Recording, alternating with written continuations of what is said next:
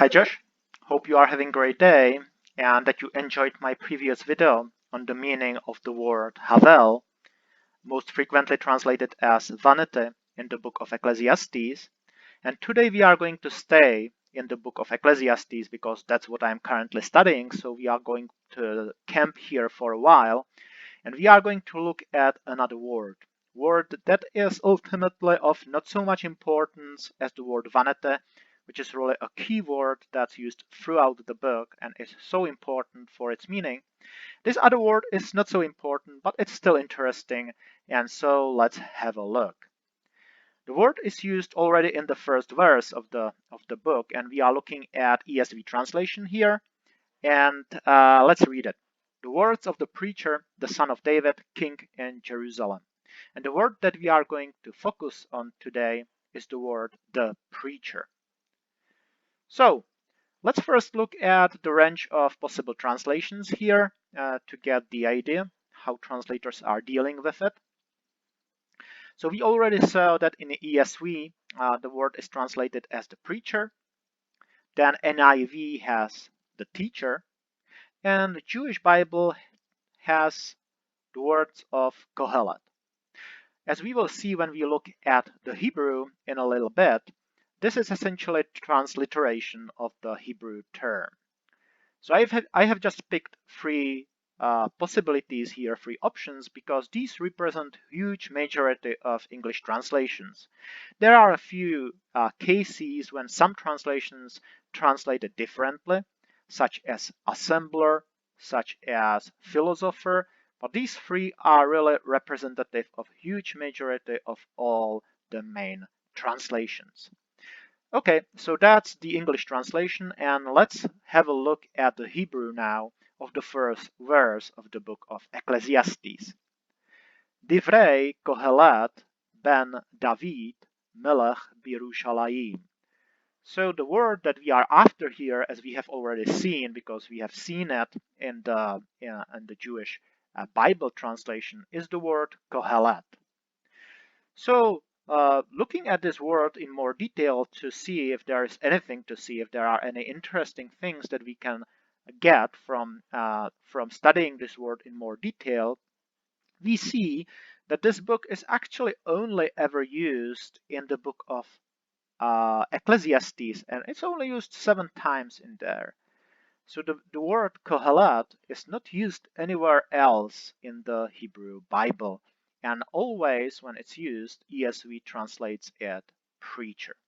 So this pretty much tells us nothing about the meaning of this word. So we may try to look at the other words that are formed from the same root. As you know, Hebrew really relies heavily on this 3 letter roots from which it forms many words. And the root from which the word Kohelet is formed is the root Kof, He, Lamed. So this is the 3 letter root of the word Kohelet. And Kohelet then is apparently the active participle of the verbal form of this root.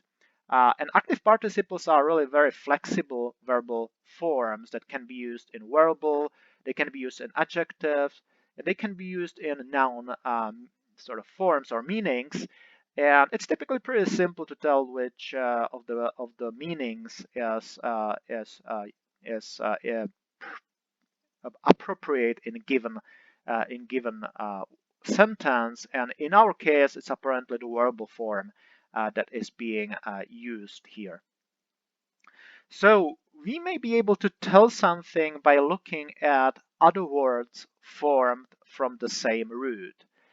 So let's look at the other words that are formed from this root.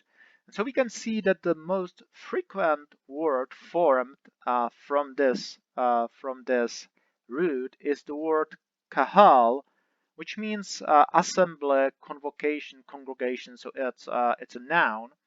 And the second most frequent form or word formed from this root is the word kahal, which is a verb meaning to assemble. So if you look at a little more detail at the most frequent word formed from the same root, the word or noun kahal, we see that it's used to describe essentially a congregation of Israel. So when the whole congregation or assembly of congregation actually, and here in Exodus 12:6 or in Exodus 16:3, it's the whole assembly. Apparently they are blaming Moses here that he led them into the wilderness to kill them, kill the whole assembly. So this just simply describes the assembly of Israel. And let's look at the verb to assemble. So in Exodus 35:1 we read Moses assembled Kahal, all the congregation of people of Israel, and said to them, and so on. So here it simply means to assemble together people. So I guess that tells us that Kohelet is someone that is gathering people, likely to talk to them. So the translation, the preacher, the teacher is apparently the right one. Obviously, the translators know what they are doing. But we should keep in mind that the root from which the word is derived is actually the word that has the meaning of assembling people, congregating people to tell them something, typically to teach them, to preach to them. So that's the root from which this Hebrew term is formed. It's a fairly rare word. It's only used ever in Ecclesiastes and only 7 times. So we could ask if this word actually means a title. That seems most obvious option. Or could it be a name, perhaps? And actually, that's a topic on which there is no unity of opinions. Various commentators have different opinion. I have prepared 2 of them here.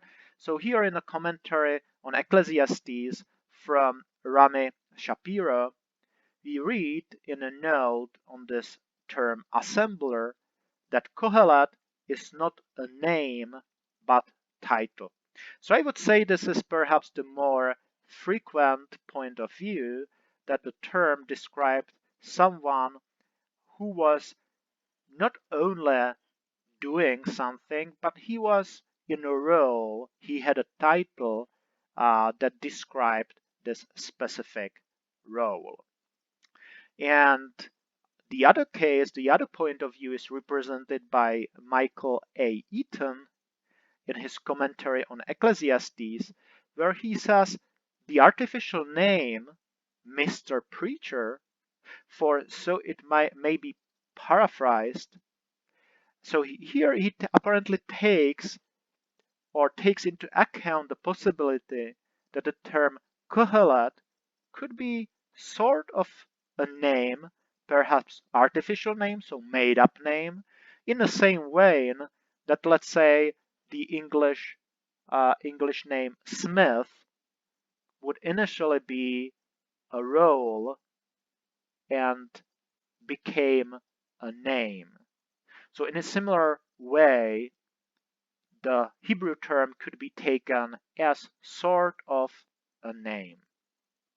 So I guess that's it for the details on the term Kohelet, the title used to describe or word used to designate the author of the main body of the book of Ecclesiastes. So that's it for today. Hope you enjoyed it, and I'll talk to you next time.